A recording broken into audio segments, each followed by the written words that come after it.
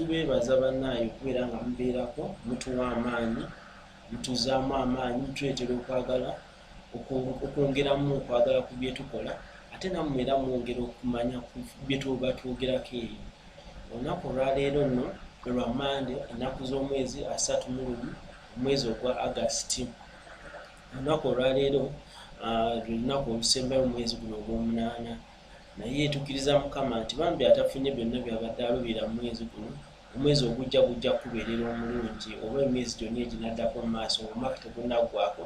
Tukkiriza Mukama gwe tuweereza nti mulamu era ng'essuubi lyonna teriweddeewo.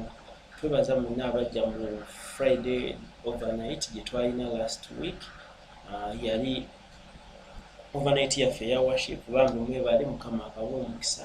Twala akaseera kano kutumira abasumba bange abaleeta ekirowoozo kino ekya TV eno. Mwebale kuba nti mwakireeta, kituyambe okutuuka ku bantu ab'enjawulo. Bangi bagambye bafunyemu ekitiibwa n'ettendo, tubiddiza Mukama. Olunaku olwaleero era nze Kibira Arnold ngenda batwala mu puroguramu yaffe ey'obulamu nga tugenda twongereza ddala bwe twakoma.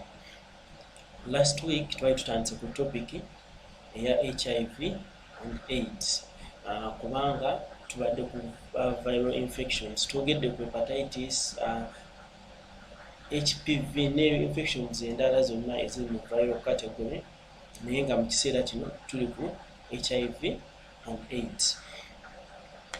Last week nga mbaddiramu ka recap akatono aka last week.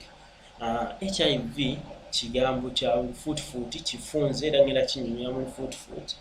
HIV is human immunodeficiency virus. Human immunodeficiency virus. Human eya H etegeeza ti akawuka kano kakwata bantu. As humans, akawuka kakwata abantu. We are the humans. Then immunodeficiency means that kalumba obusirikale obulwanyisa endwadde mu mibiri gyaffe. Human kakwata abantu, immunodeficiency kalumba ekitongole ekyandibadde ng'ekizibizi ekitangira endwadde mu mubiri gwo, nekikola ki? Ne kazikireetera okunafuwa. Ekikalumba katta obusirikale obuliwo obuyamba mu kulwanyisa endwadde, white blood cells, naye nga specifically mulimu obusirikale bwe tuyita CD4 oba T cells, nezikabulumba ne kabunafuya. Kamala okubunafuya bo bwe bufa ne buvaawo ne bunafuwa nga kakola viral campaign oba kaproducinga viruses endala nga ziri mu kulayina nga zikola ki? Zireeta obulwadde mu mubiri gwo, obanga obulwadde bumanifestinga ng'obumaze okukafuna. So akawuka kano virus kitegeeza akawuka ke kayingira mu mibiri gyaffe, tetusobola kalaba n'amaaso gaffe era bakalabisa byuma oba waliwo test strips okusobola okadetectinga ekaba mu mubiri gwo. So kye kigambo ekyo HIV, which is human immunodeficiency virus. Human standing for HIV standing for human immunodeficiency virus. This human part H means that the virus attacks humans. Immunodeficiency means that it attacks the immune system, that sector which fights against diseases in your body. And when it attacks it, it specifically attacks the CD4 cells or the T cells in your body. When they are affected, they will die out or they are phased out.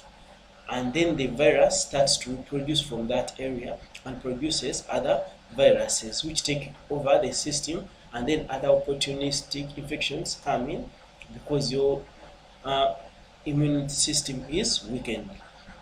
Now, virus is a small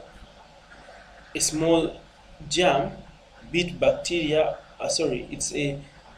It's a small microorganism that attacks your body, and it is the one responsible for causing the problem or for causing this infection or disease that which we shall talk about later as AIDS.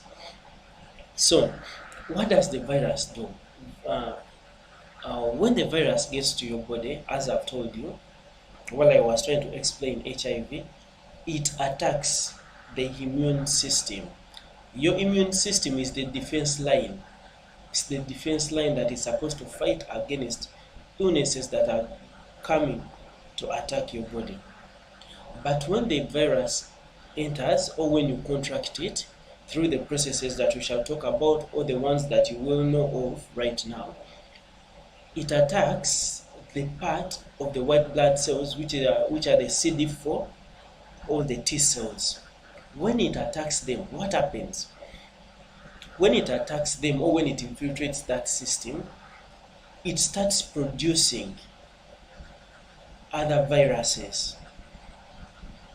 While it is producing the other viruses, it is killing off the CD4 count, the CD4 or the T cells that are supposed to fight infections that come into your body. So when the virus settles and starts reproducing, it makes the white blood sector, whereby it was supposed to fight other diseases, it makes it a manufacturing company or manufacturing place for other viruses. Whereby as they manufacture other viruses, the CD4s will, because they are weakened, they can't withstand them, so they die off. When they die off, your body will start weakening. And if somebody doesn't get treatment early, this HIV may progress to AIDS. Because as I told you in the other previous program, that HIV and AIDS differ in a way that HIV is the initial or the beginning part of the infection, when the disease has not progressed to the final stage. The final stage of the HIV infection is one we call AIDS. I hope that is clear. So when these CD4 cells are attacked and are wiped out slowly, or they are phased out slowly as the virus continues to multiply or to reproduce other viruses, during that period, that is what we may term as a widow period, whereby this virus may not manifest or may not show when some tests are done. It may not show if you have a strong immune system. You may not detect HIV in your blood, or they may not detect it when you go for a test, especially when you're using strips and other ways of testing whereby the blood is not fully analyzed. But this period, the virus has come into your body and it is trying to multiply. As it is multiplying, it is killing off the initial inhabitants of the cell, or the CD4 cells or the T cells that are being killed off. So as they are being wiped out, the virus takes over, and once these viruses are multiplied or reproduced in many numbers, they begin to spread out through the entire system. So when it is the CD4s are taken over, there is a forced, or the turned cells, I've told you they can't withstand. They will die off slowly, but the ones that are turned are forced, or they are made to reproduce thousands of viral cells. So when these viral cells are being produced, the infection starts manifesting. It doesn't mean that all they are producing, the infection may not manifest. It may manifest in some people, but in some people it may take a long period of time to manifest, given that they have had a strong immune system.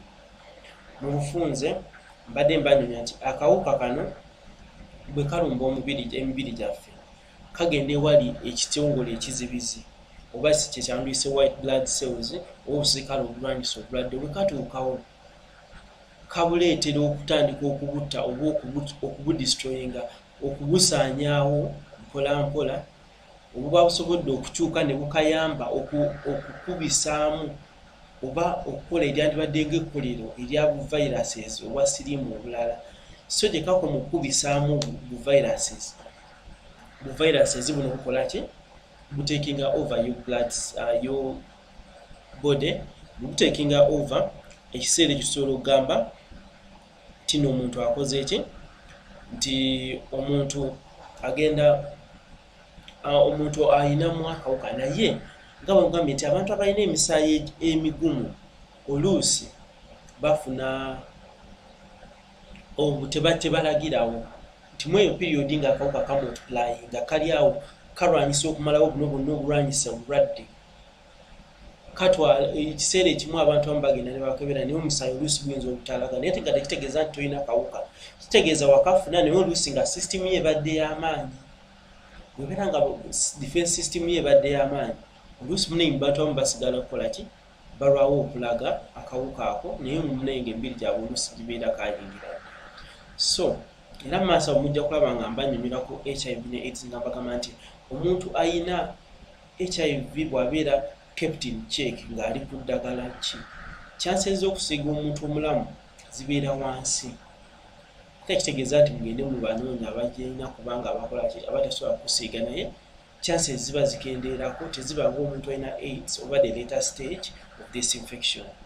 So netugenda tugamba what is AIDS? AIDS twamwogerako naye era ngenda kumulambula bulungi nga lwe twayogerako nti bagambye the later stage of HIV is AIDS or the later stage of this infection is AIDS. AIDS setting in kasita CD4 counts zika below 200 cells per milliliter of blood for a cubic centimeter of blood. Kasita cells ezo zika wansi omuntu otugenda mugamba nti alina HIV agenda kubeera ne AIDS nga progresses from the initial stage which is HIV to AIDS. Wano omubiri guba gutandikidde ddala guweakeninze naye nga HIV and AIDS they are the same just that bwe tuba nga tubyogera ffe abasawo oba naawe osobola okubaako nti tuffe tulina engeri gye tusobola okubyawulamu netumanya nti ono alina AIDS ono alina HIV naye nga it is the same infection just nti emu yentandikwa endala yenkomerero yaki y'obulwadde buno ate nga n'engeri y'okutransferingamu obulwadde oba engeri y'okuspreadingamu abantu bano bonna alina HIV ne AIDS bayinamu enkyukakyuka engeri gye baspreadingamu obulwadde n'engeri gye babirivingamu ne quality of life ne life expectancy omuntu alina HIV alivinga longer than omuntu alina AIDS. Life expectancy ey'omuntu alina AIDS eri around 3 years nati kati omuntu ate nga nno yatandise mangu naye nga eri between 1 to 3 years nati kati ate bano nga abalina HIV they can live up to 7 to more years who are kept under check and their bodies are trying to maintain that resistance tino akawuka tekakola ki tekamalawo these CD4 cells oba T cells kulaba nti omubiri gubeera munafu nnyo okubeera nga ebirwadde byabikola ki opportunistic infections zijja okukola ki okutta oba zireeta obulwadde obulala okusobola okutta omuntu okumugjawo. AIDS kyo mu lufuutifuuti era nekyenda kinyumya mu luzungu nga bwe kiri it is acquired immunodeficiency syndrome. Acquired immunodeficiency syndrome. Acquired nga kiva mu kimuba mu term, it comes from a term whereby we just get it. You get it from somewhere, you acquire it. That is where the acquiring comes from. We talked about HIV and we said that it attacks the immune system. Still, it is the same part, trying to explain that it still attacks the what? The immunity part or your immunity. And then the deficiency, it makes it inefficient or unable to fight. When your immunity is unable, it becomes deficient. When it's unable to fight other diseases of illnesses, we call it inefficient. So there is a deficiency in that sector. So that acquired immunodeficiency comes that when the system is attacked, it becomes inefficient to fight off this infection or other illnesses that come to attack your body. And then the syndrome, the person will experience all other illnesses coming along. When we will be talking about people with AIDS, they present several other illnesses that come in, like the cancers, the wasting syndrome, and so many tuberculosis, all those things coming along with the AIDS or the progression of this disease. So kati nziramu abannaffe abayinza okuba nti olulimi luno oluzungu ngenda kugezaako bimenyaamenya nti obulwadde buno obwabwe tuyita AIDS, ekigambo ekyo nga bwe tukinyonnyodde mu luzungu acquired immunodeficiency syndrome, kitegeeza nti obulwadde tubufuna ne bulumba sisitimu yaffe erwanyisa obulwadde ne bugifuula nnafu. Bwe bumala ogifuula ennafu, ebirwadde byane ne bijja ne bikola ki, ne byataakinga omubiri gwaffe ne gubeera tebusobola kubirwanyisa. Tubufuna we acquire the disease, ne bulumba sisitimu erwanyisa obulwadde. Bwe bumala okulumba sisitimu erwanyisa obulwadde nefuuka nnafu neba nga tekyasobola kulwanyisa birwadde. Bwe basobola kulwanyisa birwadde, endwadde endala ne zijja ne zikola ki, ne zitakinga over, n'olaba nga ki omubiri gunafuye tegusobola kukola ki, kulwanyisa bulwadde obwo. So ekyo ekintu ekiriwo, naye nga bwe mbagambye nti omuntu bw'azuulibwa nti alina HIV asobola okugenda mu ddwaliro, oba ngeri ki gy'oyinza okumanyaamu, ffenna tugimanyi, kukola ki, kufuna testing. Testing ekolebwa mu malwaliro wonna, naye nga kyandibadde nti wankikoze routinely every 3 months n'olaba nga ofunayo ki, HIV testing. Abantu abamu bajja gamba nti no, they are already married, naye nga ne married couples beetaaga okukola tests zino kubanga abantu abamu tebabeera faithful eri ba partners baabwe. So testing eno ekuyamba okukola ki, okumanya obulamu bw'engeri gy'oyimiriddemu. So towooza nti bw'omala okufumbirwa oba tokyakakatibwako okukola ki, kwekebeza. Kifuule part of your life. Oya ogenda okukola check up at least for okulaba nga nakyo okola ki, okyekuludde, nga yengeri gye tuyinza okumanya nti no tukola ki, tulina HIV. When you get to know that you have HIV, then there are therapies that we can that you can be given. N'otandika bw'otandika eddagala eryo tuyita antiretroviral therapies, ziyambako okulaba nti obuwuka buno tebukola ki, tebulya kumalawo sisitimu yo, oba tebumalawo mubiri gwo, oba tebunafuya mubiri gwo kutuuka ku ssa liri erya AIDS, nga ekyokuzza kitono nnyo, wabula ng'okola ki, ng'oweebwa palliative management. So tugezeko okulaba nga tukola testing. Testing eyo eyambako nti no bw'olyo establishing obulwadde oba bw'ogetinga okumanya obulwadde nga bukyali buto oba nga tebunnalya nnyo mubiri, kiyambako okukendeeza ku bizibu by'obulwadde obwo. Kuba buli bulwadde bubeera n'ebizibu bye bujja nabwo, oba ze twandiyise complications, nazo tujja zogerako mu maaso eyo. Era nga bwe tuze tulaba ku birwadde ebirala, these complications tusobola okukola ki, okukendeeza engeri gye ziyinza okulumamu emibiri yaffe, oba n'okuziyiza obutatuuka ku rate eyaki, eya complications. Kati abantu abamu bwe babeera ku ddagala eryo, emibiri gyabwe teginafuwa nga bwe mbanyonnyodde, era babeerawo ekiseera ekiwanvuko as compared ku muntu amanya ate n'atagenda kufuna ddagala. Otagenda kufuna ddagala, omubiri gujja kunafuwa. Gye gukoma okunafuwa, bw'otuuka okukola ki, bw'otuuka okugenda okumira eddagala wano ng'oweddeyo, oba tolina kyogenda kuzza kinene. Yes, ne bali tuba tetugenda kutiza kuba ekizibu ekiriwo nti no, once HIV gets to your body, there is no way you're going to get rid of it.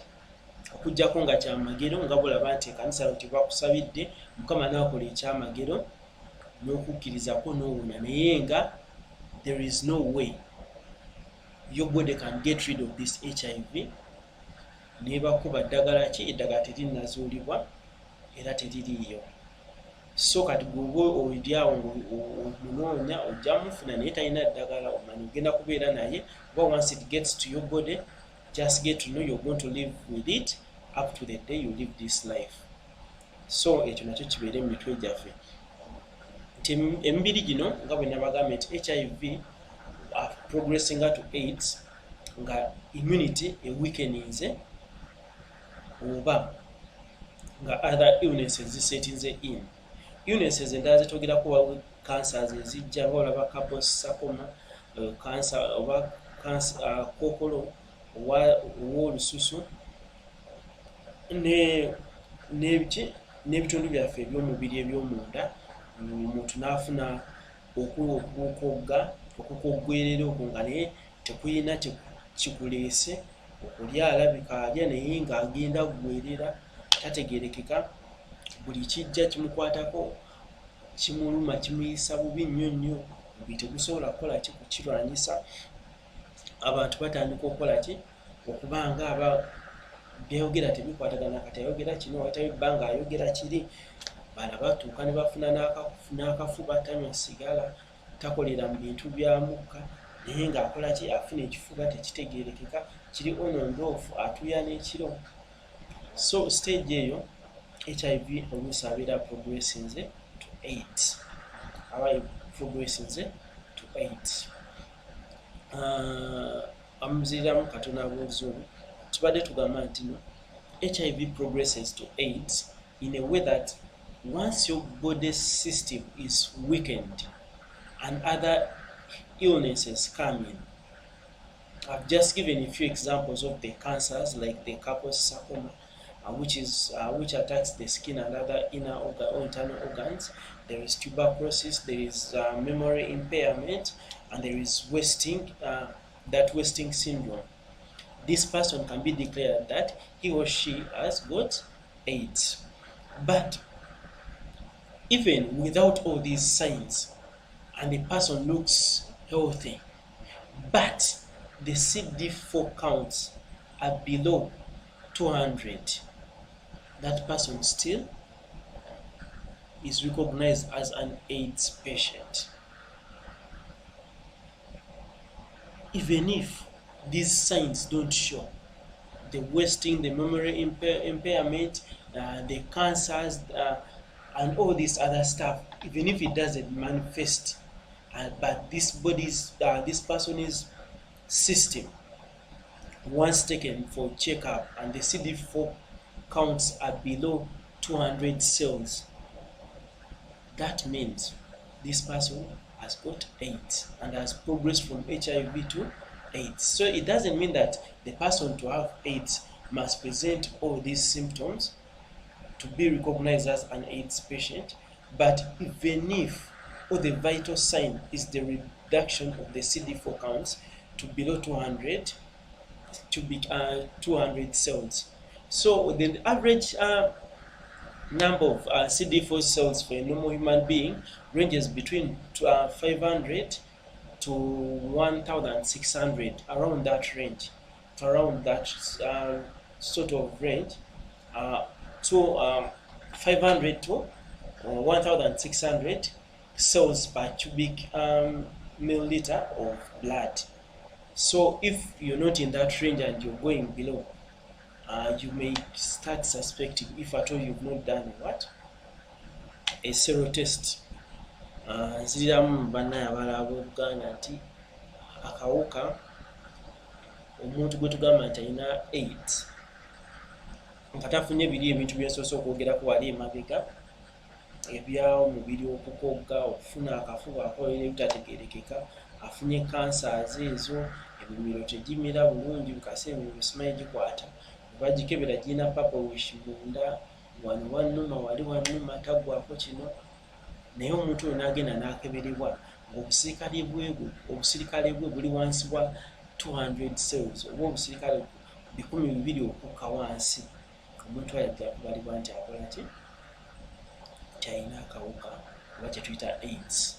Sinange gye nsobola byawula mu Luganda HIV ne AIDS, naye nsuubira mukitegeera bwe nkinnyonnyola bwentyo. Bwe waba asobola okinnyonnyola, bambi nsobola okukitunnyonnyola. Beebaza mwenna abeekumidde ku puroguramu eyo, beebaza okuba nti muwaayo obudde bwammwe. Nyinza obutasobola kubatumira mwenna olw'ensonga ndowooza netiwaaka eriko wansi, naye tusobola okukola ki? Tusobola okusigala nga tuwaya. Mwebale kwekuumirako bambi, mwebalire ddala ddala ddala. Sigenda kumenya muntu yenna, bagambye nandyagadde okwogera okubamenya naye netiwaaka erabika eri wansi.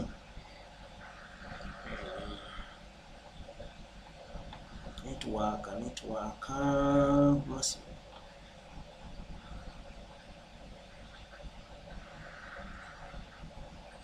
okay. So kimbadinzaako banyonyola ekyakyo. So de balaba network yange ntensoboseza today wali kuti ku HIV ne AIDS, naye ng'abantu bangi basobola okulwala nabeera ne HIV n'atafuna AIDS, n'ata progressing to AIDS, nabeera mu state eya HIV, oluusi mukama namutwalira awo, then ate abalala ba progressing to AIDS. So tekitegeeza nti omuntu alina HIV automatically alina progressing to AIDS. Nga bwe mba nnyonnyodde nti bw'ofuna eddagala chances zibeerawo nti osobola okukola ki okatinga short, kugamba osobola okutangira obulwadde buno progressinga oba ka virus kano okudestroyinga white blood cells bwonna oba bu CD4 oba T cells z'okuzimala mu mubiri. What I'm saying in summary is not all patients with HIV have to progress to AIDS, and not all patients that will die of AIDS if they have acquired HIV. So some may die while they are still having HIV without progressing, others may progress to AIDS. So fena tugenda ku paati endala esinga okubeera ennyangu oba fena gye tumanyi naye nga tugenda kwejjukanya muko kati abasinga ebintu bino tubimanya tugamba tubimanyi nati tuleme okubiteeka mu nkola. Kano akawuka katambuzibwa katya, how is it spread? Fena tumanyi engeri gye kaspreadingibwamu, katambulirwa mu bintu bingi nnyo, era ndowooza ku section eno waabaawo omuntu aba programu eno n'omwana omuto bambi ebigambo bino biyinza obutaba birungi nnyo ku mwana muto okukola ki kuwulira, naye nga kyandeetazeeko parental guidance. Tumanyi engeri ffenna obulwadde buno bw'akawuka kano gye katambuzibwamu. Ensonga enkulu esooka kibeera mu kwegatta. Okwegatta, abantu beegatta bakola ki, chances nnyingi nti akawuka ako mwe kasinga okutambulira kasobola okuva ku maama n'omwana, omumaama ali olubuto n'akasiiga omwana, kasobola okuva ku bantu abakozesa bino ebiki ebikozesa ebintu ebifumita mu environment nga tebaggwako biwundu, nga bwolaba nti nno abasawo babeera mu ddwaliro babeera ku risk ey'okufuna akawuka ako. Kugambye nti kale tutandike ne risk groups nga bwe tulinda ab'abaana then twogere ku how it is spread. Risk groups oba abantu abalina chances ennyingi ez'okucontractinga akawuka kano, tugambye abasawo oba abantu abakola mu medical sector ko bakola ku buli muntu yenna irrespective of their status. Twogera ku bakyala abakola gino emirimu gy'okwetunda balina chances nnyingi nnyo nnyo. Abaana abazaalibwa abazadde abalwadde nabo balina chances nnyingi nnyo nnyo. Ba victims of rape nabo balina chances nnyingi nnyo nnyo. Abantu abasinga bamanya nti balwadde basalawo okukola ki okuspreadinga oba okutambuza obulwadde buno. Group endala ey'abantu gyetusobola okwogerako, waliwo abasajja abali mu polygamous families oba polygamous marriages, nti alina abakyala basatu baki nabo chances zibeera nnyingi. Then abantu abalina multiple sexual partners nabo balina chances nnyingi ez'okufuna obulwadde buno. Ne groups endala nnyingi nnyo nnyo naye njagadde nmenyeko ezo groups ezisooka. So I was talking about the high risk groups for this infection. Pregnant women or women who give birth while they have HIV, prostitutes, rape victims, people in multiple relationships, polygamous families, and then breastfeeding mothers. Nabo balina chances okusiiga abaana obulwadde. Waliyo ne groups endala naye njagadde enfokasinge ku ezo entono endala tujja zigattamu mpola mpola. Kati obulwadde buno bubeera spread how? Buli spread through fluids, zibeera birungo oba bintu. Fluids simanyi wesobola kibanyunyula mu Luganda naye byandibadde nga birungo ndowooza. Oluganda olutuufu mujja kunsonyiwa naye nga fluids byandibadde nga ekintu ekisobola okuba nti kitambula nga sigamba nti kiri solid tikikaluba naye ekintu nga bwolaba amazzi. Fluids ezimwe muyita ye medium yaki how this disease is spread.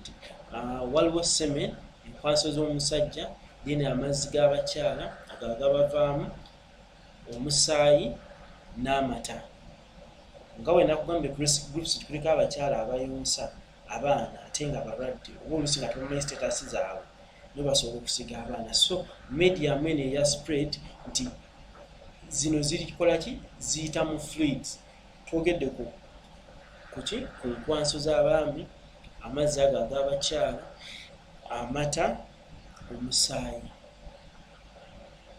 n'amalusu gasobola okutransportinga obulwadde buno naye nga kiri rare nnyo, naye nga kino kitera nnyo okubeera mu bantu aba advances nga bafunye eki nga bafunye AIDS. Nti oluusi babeera n'amabwa mu kamwa kaabwe ate naye omugenda okwenywegera nga ate naawe olina amabwa, chances ez'ocontractinga egundi oba ng'olina open wound wabeerawo chance nti osobola okukola ki saliva esobola okutambuliramu akawuka, so nayo nga kweri esobola okubeera ng'egattiddwako ku fluids ezo ezikola ki spreading akawuka ako.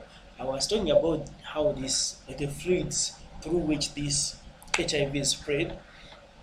I've talked about semen, vaginal fluids, breast milk, blood, and to a slight extent saliva, especially to people who have progressed to AIDS. So tugenda okwo maaso nti waliwo ebintu bingi nnyo bye batugamba ku siriimu nga tetubitegeera. Ngezaako okunnyonnyola bino zijjawo misconceptions oba ebintu bye tutategeera about HIV kubanga bintu bingi ebyogerwa abala babuloga simanyi bakoze batya, naye kati lwaki bagezaako okuwa information eno njagala otuuke nga naawe ebintu bimu tebabikulimba nawe ng'osobola okugamba nakiwulirako oba osobola okukinoonyerezaako kubanga bikola ki ge mazima agakwata ku bulwadde buno gye buli buluma butta, naye tulina okumanya ebintu by'obiyita okukwata kuba abantu yes babumanyi n'abantu paka kati abamu tebamanyi mitendera ki gyekikola ki mitendera ki bulwadde obwo gye buyitamu. Kyebitera okutulimbwa siriimu takwatira mu maziga nti omuntu akaabya amaziga ge gantonnyedde kiba kizibu tasobola kukwatira muntu oyo, kiba kizibu nnyo nnyo okuggyako ng'omuntu atuyana alina open cut ate nga naawe agenda okumukwatako naawe ng'olina opening, naye nga kizibu nnyo nnyo okubanya nti zino medium nga bolaba tears, sweat, obubi bwafuluma obw'emmanju, then n'omusulo nti bisobola okukola ki okuspreadinga siriimu. So kati ze zino myths eziriwo nti tugambye obubi bwe bwafuluma mu ttooyi, omusulo, entuuyo n'amaziga kizibu nnyo okuspreadinga obulwadde buno, kizibu nnyo nnyo ddala era kizibu nnyo okuba nti akawuka kano kagenda kuyita mu medium ezo kakutuukeko. So bambi kyemuva mulaba nti nno waliwo advocacy ey'abantu abalina obulwadde bwa mukenenya bambi temubeewala baba beetaaga okubudaabuda, baba beetaaga abantu abababeererawo. Yes aba yabunoonya ng'oluusi yabufuna naye bambi mubabudeebude mubayambe temubasindika eri. Lwaki kyova olaba nti emisomo bwe giti gibeerawo omanye omegamba ate akutteko biki, engeri eyinzo tegenda kuspreadinga buli okujjako ng'akutteko yina kiwundu alina ekiwundu ne wabeerawo blood contact ate in that real spot si of which tekitera kubeera kyangu nnyo nnyo okujjako nga mubeera mu area nti waliwo ebintu ebifumita naki. Naye nga bwe mbagambye nti amaziga, omusulo, obubi bw'emmanju n'entuuyo tebisobola kukola ki kutambuza akawuka kano okujjako nga bwe bagambye entaanya ettamenvu. So I was talking about the myths about how HIV is spread to those who understand English, that HIV is not spread through these mediums. It is rare and actually impossible or nearly impossible. The chances are so slim that you can get an infection through these mediums, tears, sweat, feces, and urine. So this misconception that I got it when I touched somebody's urine, I got it while I was trying to help him remove his tears, no, those are misconceptions or myths about this disease or about this infection. Tukyagendera ddala mu maaso, mwebale kuba nti muno mwekumidde ku mukutu guno, mwebale kuba nti nomulaba programu eno. Programu eno ebeerawo every Monday ssaawa 3 paka ssaawa 4. buli Monday ssaawa 3 paka ssaawa 4 tubeera ne program eno ey'obulamu. Every Mondays 9 to 10 p.m. Obulamu program or health program every is aired on Big TV. You can watch us or follow us on our Facebook page, and these programs are uploaded on our YouTube channel, which is Big Good Church.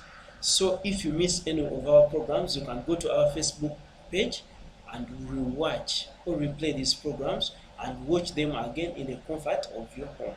You can also go to our YouTube channels, which is Big Good Church. Please subscribe to that page. You get each and every program that we air on Big TV. So please try not to miss out. This program is presented in partnership with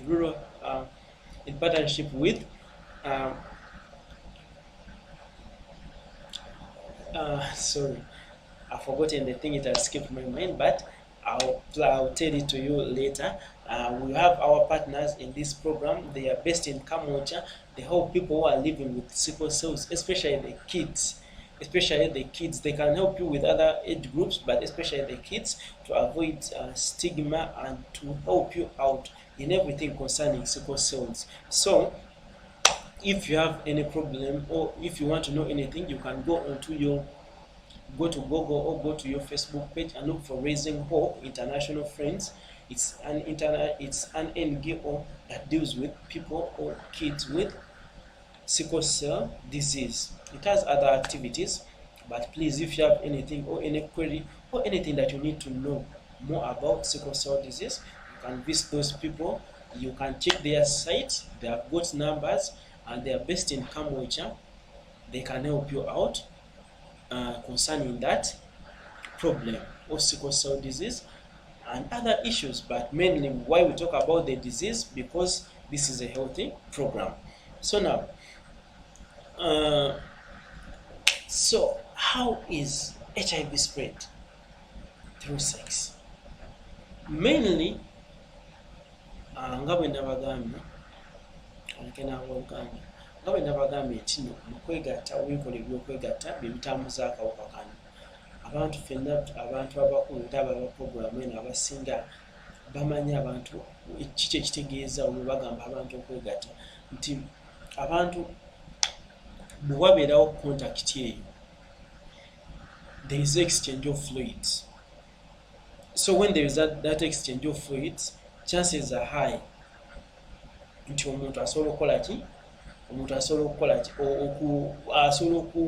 Wabeerawo exchange, omu naafuna ku fluids z'omulala n'omulala naafuna ku fluids z'omulala. So in relationships nga temwesiga partner wo, yes, ne woba omwesiga naye nga you feel like you want to prevent, obanga toli sure, kiba kirungi ne mukozesa obupiira. Tujja kwogera ku preventive measures later on, naye nga akapiira kayinza okubeera 100%. Ate ko ekirungi kyako ate okusinga ku methods endala gye tujja okwogerako mu maaso za family planning, nti kasobola okuyamba ne ku birwadde ebirala ebikwata abantu bye twandiyise ebirwadde eby'obukaba oba ebirwadde babiyita birwadde bya bukaba.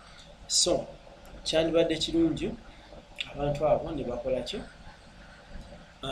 Ne bamanya nti no medium exchange eno kagabeere malusu okwenywegera awo. There is that medium exchange nti no ono afuna ku gwamulima n'afuna ku ki? Ku gw'omulala, bibeera byexposinga oba bireetera ki? Okuteeka omubiri gwo ku bulabe obw'okufuna akawuka akakaki akamukenenya. So kati nga twongera okwogera ku ngeri endala, engeri endala zonna zennyonnyodde, bannyonnyoddeko medium ebiyita medium, engeri HIV gyaba bakola ki? Mediums oba fluids zayitamu. Kati ate era wakyaliwo misconceptions oba myths about HIV, ndowooza era zino zenjja okumaliriza nazo. Abantu bagamba AIDS tasobola kuyita mu masaagi, tegundi bamumasaaginze, oba gundi muwadde haga, mulwadde wa sirimu. Maybe abantu bano mbaagale. Yes, abamu bafuna obulwadde buno, abamu they are victims of rape.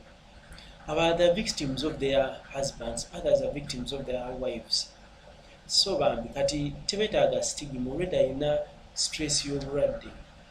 bw'oba osobola okumubudaabuda osobola omubudaabuda sobola okugezaako okunyonnyola ebigambo bino omanye nti nno bano abantu tusobola okubeerawo nabo tusobola okukola ki okubabudaabuda n'okubayamba nti omuntu okumunywegera omuntu okumuhaginga tekisobola tekikola ki tekisobola kusiiga ki bulwadde omuntu omumasaginga tekisobola kusiiga bulwadde omuntu abantu abakola bakiyita batya abantu ababeera ne bano abantu buli kaseera ewaka omulabirira omufumbira tekirina kyekigenda kujjako nti okubeera naye n'okusola naye mugundi mbuliri nga sigamba nti waliwo ekikuba ekigenda okugenda mu maaso tusobola okubeera n'abantu bano basembeza kubanga lwaki tutera okubeera n'ebino ebintu bwe tusomesa to create awareness. Once we are aware of what is going on around us kituyamba okumanya engeri y'okulivinga n'abantu bano engeri y'okubamanagingamu ate nabo bamanya engeri y'okwemanagingamu si ku lwakino kyokka naye ne ku lw'ebintu ebirala byonna bye tugenda okusoma oba bye tujja okuyiga mu programu zino kikiyambako omuntu n'omanya nti omuntu wabeera mu mbeera eno nkola ntya omuntu wabeera mu mbeera eno mujjanjaba nti abantu bangi balesewo abantu baabwe ne bafa olw'ebintu weebiti abantu bye boogera bw'onoomusembeera ogenda kubufuna bw'onoomukwatako gw'obwedde bw'onywera ku kikopo kyanywereddeko ogenda kubufuna bw'oliira ku sowaani simanyi bw'oliisa ejjiiko gy'aliisizza kasita tubabeerawo open contact open wound ku skin yo nga tewaliwo exchange ya fluid